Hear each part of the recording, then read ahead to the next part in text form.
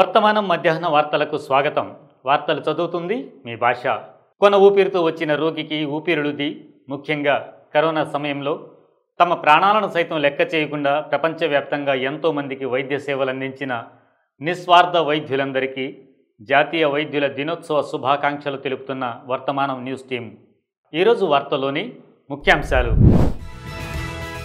Pharma కంపెనీలో పేలుడు 34కు చేరిన మృతుల సంఖ్య.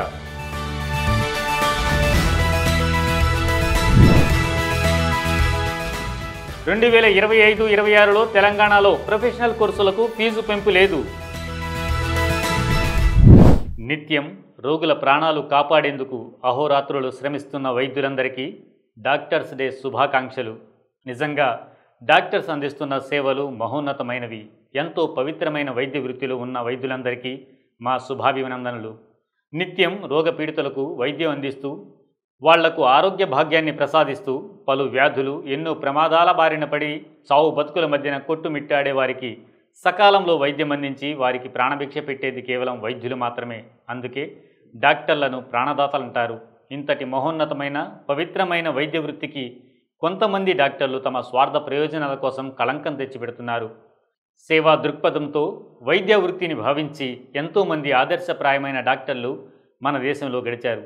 కానీ నేడు కొంతమంది వైద్యులు కేవలం డబ్బు సంపాదనే పరమావధిగా వైద్య వృత్తిని చేపడుతున్నారు. దీనికి కారణాలు లేకపోలేదు. మన విద్యా వ్యవస్థే దీనికి ప్రధాన కారణం. లక్షలు కోట్ల రూపాయలతో వైద్య విద్యను నేర్చుకుని తిరిగి చదువు అయిపోయాక వాటిని తిరిగి సంపాదించుకునే పనిలో తమ పవిత్రమైన వైద్య వృత్తికి అన్యాయం చేస్తున్నారు. ఇక కార్పొరేట్ ఆసుపత్రుల గురించి ప్రత్యేకంగా చెప్పనక్కర్లేదు. రోగిని నిలువెల్లా దోచుకుంటున్నాయి. అవసరమున్నా లేకున్నా శస్త్రచికిత్సలు చేసి నిలువు దోపిడీ చేసిన సంఘటనలు మనం పత్రికల్లో, టీవీల్లో చూస్తున్నాం. చెప్పుకుంటూ పోతే చాంతాడంతా కార్పొరేట్ పాపాలు రాయవచ్చు. నేడు అన్ని రంగాల్లోనూ నైతిక సంక్షోభంలో కూరుకుపోయాయి. నైతిక విలువలు మచ్చుకైనా కానరావడం లేదు. ఆరోగ్య భాగ్యాన్ని ప్రసాదించే వైద్య రంగానికి ఈ రోగం పట్టుకుంటే బేదా బిక్కి జనానికి వైద్యం అందేది ఎలాగా? ఇప్పుడు వైద్య రంగానికి చికిత్స చేయకపోతే సమాజమంతా అనారోగ్యం బారిన పడే ప్రమాదం ఉంది. డాక్టర్ గారు, రోగులను నవ్వుతూ పలకరించండి. నేడు చాలామంది డాక్టర్లకు అసలు రోగి చెప్పేది వినే ఓపిక ఉండడం లేదు. ఎంత ఎక్కువ మంది పేషెంట్లను చూస్తే అంత డబ్బు దండుకోవచ్చన్నది కొంతమంది డాక్టర్ల దృక్పథమైంది. రోగి చెప్పింది విని వినకుండా ఖరీదైన మందులు రాసిచ్చి చేతులు దులుపుకుంటే సరిపోదు. కేవలం మందులతోనే వ్యాధి నయమవదని ఎన్నో పరిశోధనలు తేల్చి చెప్పాయి. ముందు రోగి చెప్పిన సమస్యను శ్రద్ధగా వినాలి. రోగికి ధైర్యాన్ని నూరిపోయాలి. ప్రేమపూర్వక స్పర్శతో రోగికి ఉపశమనం కలిగించాలి. రోగికి మానసికంగా ధైర్యం చెప్పాలి. ఎందుకంటే రోగి డాక్టర్ను అన్నీ తానుగా భావిస్తాడు. డాక్టర్ చెప్పింది వేదవాక్కుగా భావిస్తాడు. దీంతో ఎంతటి మొండి రోగమైనా నయమవుతుంది.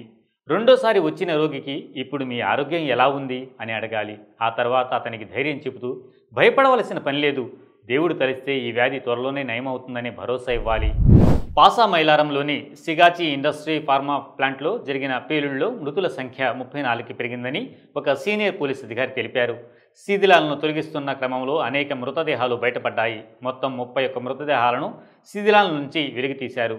3 ఆసుపత్రుల్లో చికిత్స పొందుతూ మరణించారు. రక్షణ చర్యలలో చివరి దశ ఇంకా కొనసాగుతోంది అని జిల్లా పోలీస్ సూపరింటెండెంట్ పరితోష్ పంకజ్ పీటీఐకి తెలిపారు. ముఖ్యమంత్రి రేవంత్ రెడ్డి మరి కాసేపట్లో ప్రమాద స్థలాన్ని సందర్శిస్తారని ఆరోగ్య మంత్రి సి దామోదర్ రాజనరసింహ తెలిపారు. నిన్న జరిగిన ఈ ఘోర ప్రమాదం రసాయన చర్య వల్ల సంభవించి ఉండవచ్చని అనుమానిస్తున్నారు.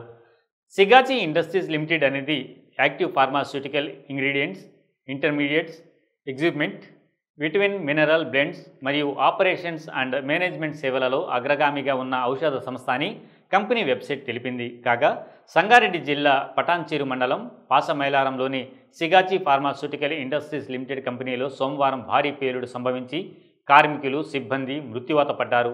పేలుడు ధాటికి 100 మీటర్ల మేర మంటలు ఎగిసిపడగా 3 అంతస్తుల భవనం కొప్పుకూలి మృతుల సంఖ్య పెరిగింది. 3 దశాబ్దాల క్రితం ఏర్పాటైన Sigachi pharmaceutical industries limited company micro crystal సెల్యులోజ్ను తయారు చేస్తుంది. కాగా సోమవారం ఉదయం షిఫ్ట్కు 118 మంది కార్మికులు డ్యూటీకి వచ్చారు. వీరితో పాటు అడ్మినిస్ట్రేషన్ సిబ్బంది 32 మంది, సెక్యూరిటీ సిబ్బంది 3 డ్యూటీలో ఉన్నారు. అందరూ విధుల్లో ఉండగా ఒక్కసారిగా భారీ విస్ఫోటనం జరిగింది. కంపెనీలో రియాక్టర్లు పేలడంతో ఈ ప్రమాదం జరిగినట్లు అనుమానాలు ఉన్నాయి. రియాక్టర్ల పేలుడు ధాటికి కంపెనీలో ఒక్కసారిగా పెద్ద ఎత్తున మంటలు చెలరేగాయి. కంపెనీ మ్యానుఫ్యాక్చరింగ్ యూనిట్తో పాటు పక్కనే ఉన్న 3 అంతస్తుల అడ్మినిస్ట్రేషన్ భవనం కుప్పకూలింది.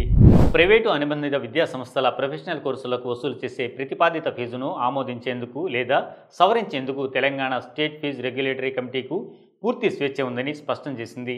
తెలంగాణ అడ్మిషన్ మరియు ఫీజు రెగ్యులేటరీ కమిటీ 2025-26 విద్యా సంవత్సరానికి ప్రవేశాల కోసం ఇంజనీరింగ్ మరియు ఇతర ప్రొఫెషనల్ కాలేజీల్లో 2022-25 బ్లాక్ పీరియడ్లో నిర్ధారించిన ఫీజులనే కొనసాగించాలని నిర్ణయం తీసుకుంది.